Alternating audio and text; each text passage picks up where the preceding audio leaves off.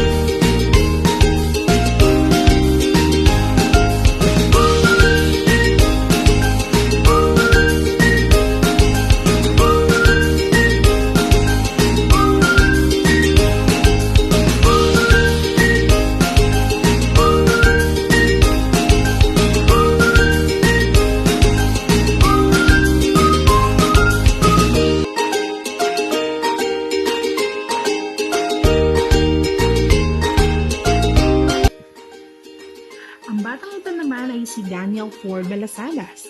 Sila ay 6 na magkakapatid at siya ay pangalawa sa bunso. Si Daniel Lin ay nasa ika-3 baitang ng elementarya na may edad 9 na taong gulang.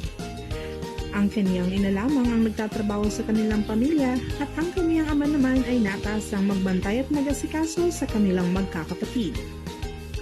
Sa pamamaraang ito ng Project Night Nurturing Youthful Readers Together, maraming kabataan ang mas magsusumikap, sipag at tiyaga sa pag-aaral.